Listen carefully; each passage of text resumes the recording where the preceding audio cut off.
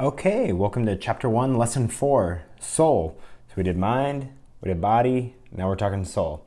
So I know what you're thinking, like, ugh, here we go. Somebody else telling me about their spiritual journey, or that I need to go to church every single day, or read scriptures 5 times a day. So I'm not going to do that. I'll tell you quickly about some tips on how to incorporate something soulful or spiritual into your life and tell you a little bit about what I do, and then that's it. So we'll move on from there. So a quick story about me. So I was raised Catholic and going to church every Sunday as a kid, and went to Sunday school, all of that, up until I was like maybe 9 or 10 years old, and then we just suddenly like dropped off. So for me, my memories of going to church were like, oh my God, this is boring. Like, I really didn't like it. And I could never understand what the priest was saying.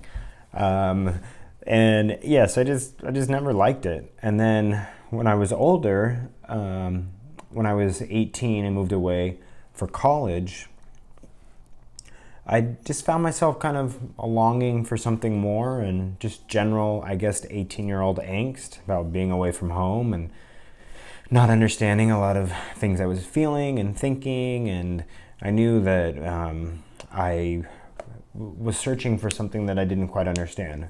And so one day I went to right out of high school, I went to a small Catholic school, and I ended up not liking it and not staying there. But when I was 18, right out of high school, moved away, went to this small private Catholic school.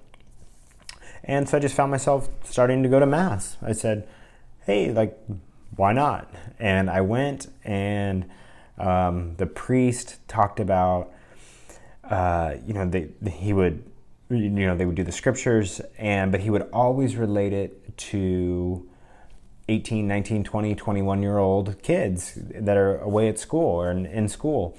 And so it was always so easy to relate to what he was talking about. And so I'm like, this is cool. And then I realized, so the first time I went, I was like, oh my God, this music is beautiful too. Because they had performers from the school performing and playing music. And that first time I thought, oh, that must have been something special. That was great. And then the next week, they were there again, and it was awesome. The music was really great. And there was lots of messaging about like non-judgment and being inclusive of the LGBT people. So I'm like, what? I'm sitting in a Catholic church right now. And I never heard anti-gay stuff as a kid in church, but hearing like pro messages about LGBT people in the Catholic Church, I was like, oh my God.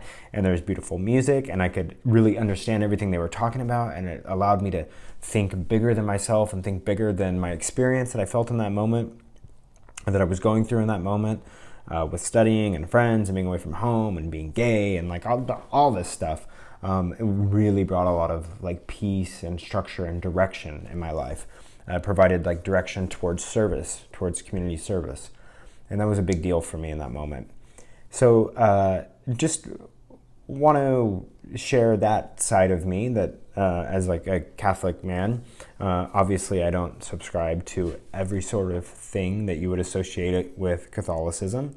I'm gay and married and support a woman's right to choose what to do with her reproductive health. And so there's a number of things where I might kind of differ from the Catholic Church.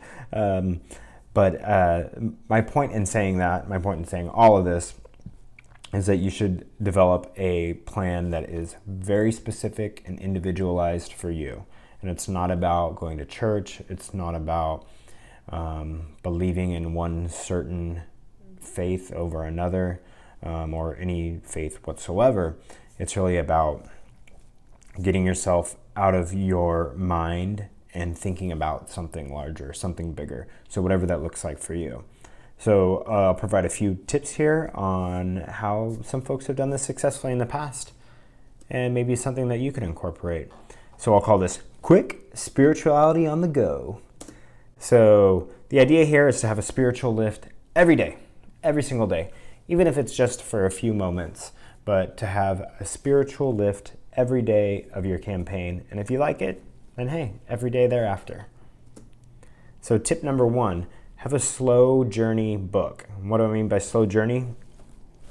Something that you can sit down and read at night for like 10-15 minutes before you go to bed, and make it a beautiful story about someone realizing a dream, coming to a deeper understanding about faith and service and community service. If you can find a really beautiful book about someone's journey to realizing those elements, maybe I'll put some in the notes here, or if you guys have any recommendations in the notes here, but really something, you would include it in the notes, but really something that that you can slowly work your way through with no pressure, but is like a beautiful story of a character. So tip number 2 is podcasts. There's tons of podcasts out there about how to have a little spiritual lift every single day. So I'm not going to recommend any more because a lot of them are like very strictly like one denomination over another. But if you are practicing a certain faith, look out there and see what sort of podcasts are out there available. And I'm sure that there's others that are not strictly one faith over another, that are more non-denominational in nature, that provide that sort of uplift every day. So go ahead and look for some of those. And tip number 3, this is something that Hillary Clinton did every morning on her campaign, is that she went over scriptures every morning. And she was obviously running a big deal campaign, and so she had her preacher that was available to her every single morning. I don't think he traveled with her. I think it was on the phone most mornings. And they would go over scripture for the day and talk about what it meant, and it was always related to community service, or it always came back to this idea of service and making a positive change in the world. And Hillary's Methodist, and so that was she had a Methodist preacher, and it was always about this idea of service. And she talks a lot about how that was very grounding for her and provided an uplift and motivation to her campaign as well as she went through. So that's another tip here. And tip number 4 is beautiful short stories. So there's a lot more. I talked about like a slow journey book that you can go through. These are books that are collected specifically or created specifically for short story you can read every single day that gives you that sort of spiritual uplift.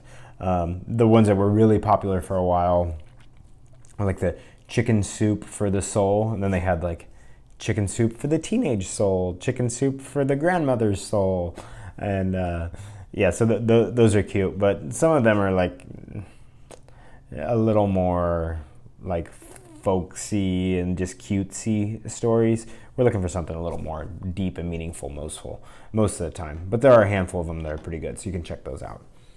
And that's it. That's my advice here. But if you can incorporate something like this into your campaign every single day, and if not every single day, then please at least a couple times a week. Put it on your schedule if you need to. And it not only grounds you, but also has like an uplift as well. And remember, you're running for office to serve the public. So if you can incorporate this idea, anything that you can do to get you away from like big giant ego, and like I know campaigns can be very, very self-centered. So anything that you can do to take that focus away of just like this self-centered endeavor, because it can start to feel like that very quickly. So take your mind off of that, out of that mode, and into an idea of service and spirituality and something bigger than you. That's the ticket. All right, guys, that does it for this lesson. We'll see you next time, where we tie it all together and talk about your outward projection in lesson number 5. The last lesson of chapter 1. Thanks.